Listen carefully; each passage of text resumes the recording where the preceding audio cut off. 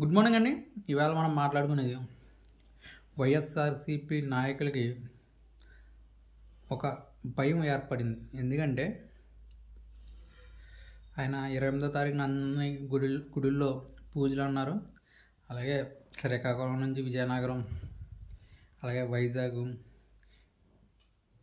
East west అన్ని గుడుల్లో కూడా బొత్స సత్యనారాయణ గారు కానీ, అలాగే మార్గాన్ భరత్ కానీ ఇలాంటి వాళ్ళందరూ కూడా పూజలు చేశారు.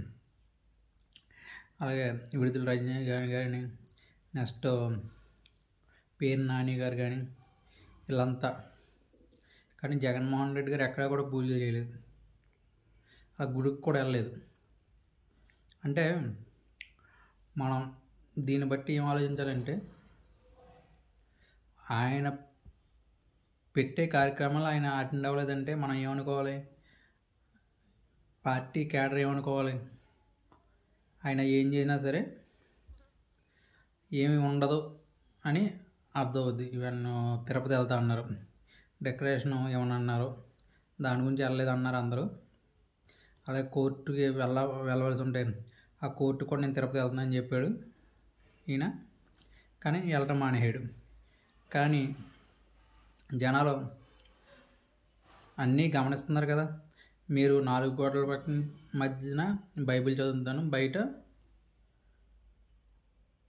హిందూ సాంప్రదాయాలు, అలాగే ముస్లిమ్స్ సాంప్రదాయాలు, అలాగే సిక్ సాంప్రదాయాలు మనం పాటిస్తూ ఉన్నారు. అలాగే ఇప్పుడు నాయకులకి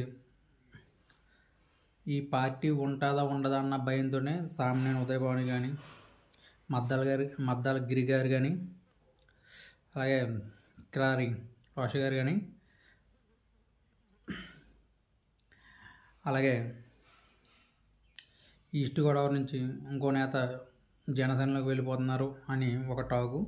ఆయన ఎక్స్ మినిస్టర్, 5 సంవత్సరాలు కూడా మినిస్టర్ చేశారు ఆయన.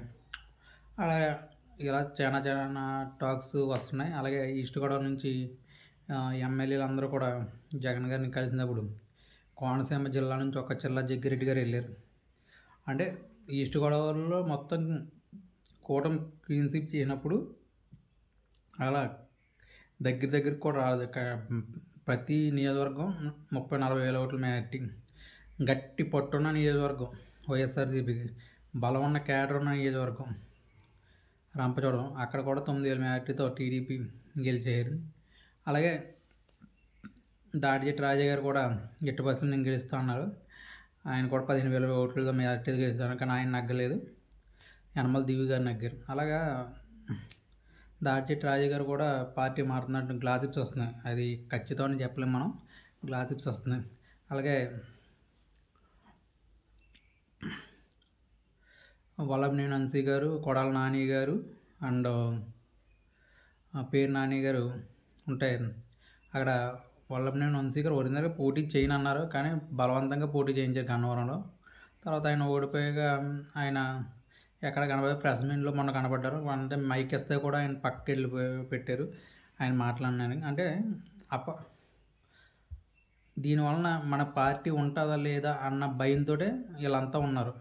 ఎందుకంటే పార్టీలో యాక్టివిటీ ఏమి లేదు, పూజలు చేయాలన్నా సరే పెద్ద స్పందన ఏమీ లేదు. జగన్మోహన్ రెడ్డి గారు కూడా బెంగళూరు వెళ్ళిపోయారు. అలాగా ఈ నాయకులకి ఒక అపద భావం అన్నది 100% ఉంది. అంటే మనకి ఈ పార్టీలో ఉంటే మనుగడ ఉంటుందా ఉండదా అన్నది 100% మాత్రం గ్యారంటీగా ఉంది.